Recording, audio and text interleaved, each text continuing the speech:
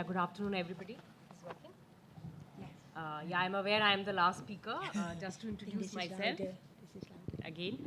I'm Surbhi Jain, working as Director in Ministry of Human Resource Development, the ministry in charge of education in India. So I'll briefly focus on major initiatives taken by the government specifically for out-of-school children.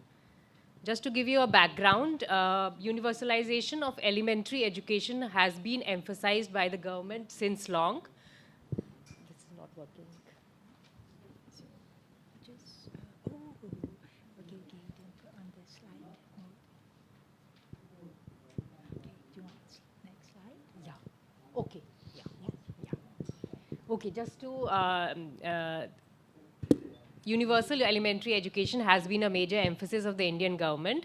As back as 2001, it launched a national program for universalizing elementary education, which was called Sarv Shiksha Abhiyan. Its key goals included universal enrollment, bridging gender and social gaps, universal retention, and quality education. Consequent to the 86th Amendment in the Indian Constitution in 2002, the right of children to free and compulsory elementary education was passed by the Parliament of India in 2009. This is a well-researched and well-debated act. The amendment to ensure legal rights to all children from the age of 6 to 14 years was done in 2002. Finally, the act was passed in 2009 and it is effective since 1st April 2010. It gives a legal mandate to every child of 6 to 14 years in India for compulsory and free elementary education. It mandates that all children have access to education. Okay. Okay, the specific provisions of RT Act for Universal Enrollment is that every child of the age of 6 to 14 years has a legal right to free and compulsory education in a neighborhood school, and no child shall be liable to pay any kind of fee which may prevent him or her from pursuing and completing the elementary education. So all government and local body schools provide free and compulsory education to all children enrolled therein. An out-of-school child above 6 years of age, not enrolled or drop out, shall be admitted in a class appropriate to his or her age. And he shall have a right to receive special training and will be entitled to free education till he completes his elementary education, even after 14 years. I think next. Another section of the RTE Act says every child has a right to access to a school in a neighborhood, and the appropriate government and local authorities shall establish within the area and limits of a neighborhood a school where it is not already established. And there will be no discrimination against the children from any group, whether disadvantaged or weaker. No child shall be denied admission in a school for lack of age proof or a birth certificate. No child or his or her parent shall be subjected to any screening procedure and shall be made to pay any capitation fee. And no child shall be subjected to physical punishment or mental harassment. Next. So the RT Act ensures that all children from the age of 6 to 14 years should be in school.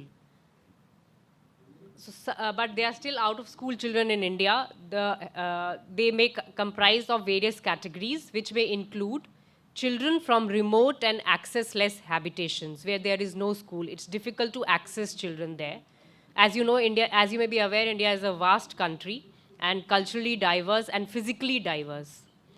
So some out-of-school children may be children living or working in urban slums, in streets, or on railway platforms or construction sites.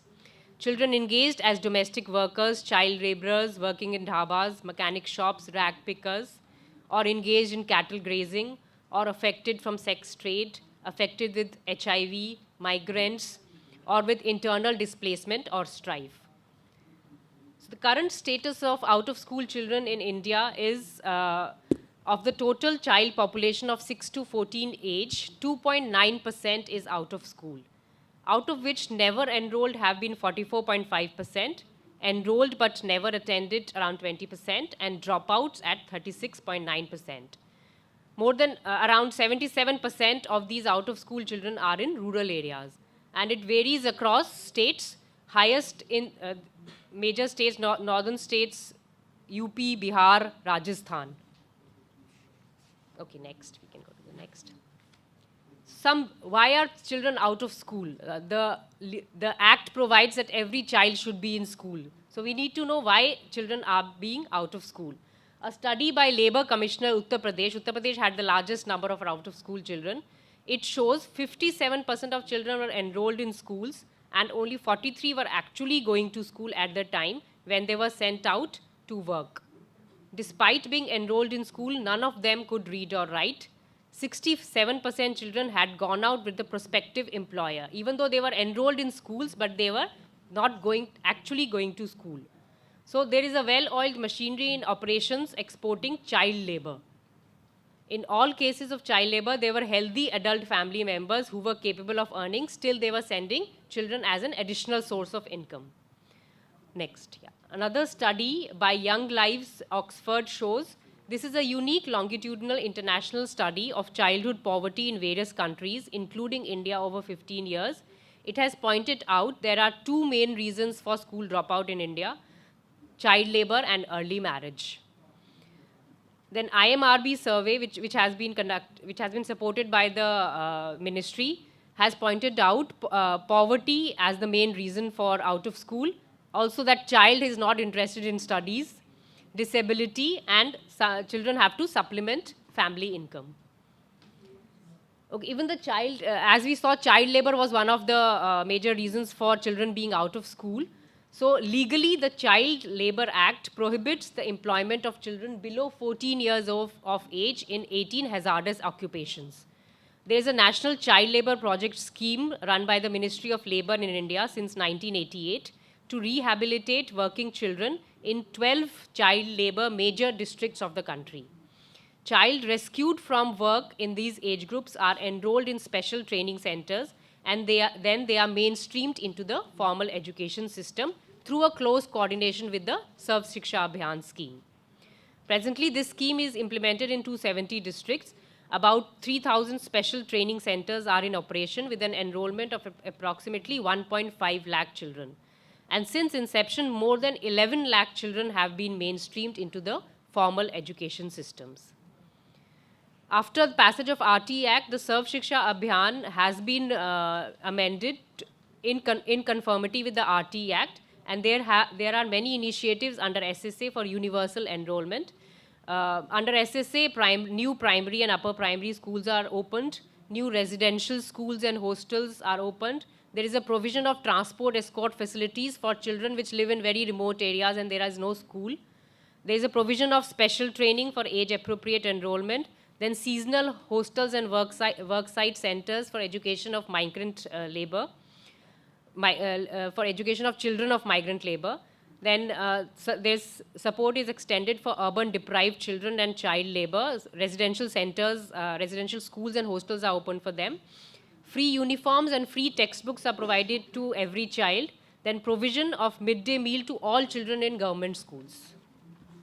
So these are some of the initiatives to promote, encourage children to come to schools. This is just a status of schools sanctioned under SSA. As you can see, most of the schools, both primary and upper primary schools sanctioned, have been opened. Next. Residential, this gives a gist of the residential facilities sanctioned under SSA. As you've seen, after 9-10, when RT Act has become applicable, there has been jump in the residential facilities sanctioned. SSA and RT has to be implemented both by the states under the leadership of the central government. So these are just some good practices from states which I have shortlisted. Like in Andhra Pradesh, which has a problem of child labor, there is a convergence with Childline, which has a help desk for children, which may be out of school. Then Bihar, strategies of children belonging to extremely disadvantaged communities to schools and provide support. Chhattisgarh, Pota cabins for children affected by extremist activities. Gujarat, there is a migration monitoring system and interstate coordination. So every child is tracked when he is moving from one state to another, from Gujarat to another. Jammu Kashmir, there are seasonal schools and mobile teachers. Jharkhand, there is a drop-in center for urban deprived children. Karnataka, tent schools are run for urban deprived children. In Puducherry and Karnataka, household surveys are conducted with child-wise records so that each child can be tracked. In Odisha also, seasonal hostels for migrant children. in UP pre-integration camps for out-of-school children with special needs, so that education is inclusive. So as per the surveys conducted under the sponsorship of the ministry, there has been a reduction of out-of-school children from 134 lakh in 2005 to 60 lakh in 2014. This is the latest figure we have. And there is a positive trend in reduction of out-of-school girls, SC, ST, and Muslims. So we have seen that the initiatives of the government have reaped in success, but still key challenges remain. Next. Yeah. So some key challenges is, or some initiatives now which the government is considering, that there should be a transparent mechanism for child-wise tracking of out-of-school children. Each child will be tracked through his journey in school, to ascertain the gap between children enrolled as per record and those actually attending. This is a problem in India, where children are enrolled in schools, but they don't attend. So in effect, they are not in school, they are out of school. Formulation of strategies for children affected with civil strife and displacement. Also strategies for engaging most marginalized groups of children, and to ensure that children which we placed in institutional care in residential schools and hostels comply with all the RTE norms in terms of standards of schooling.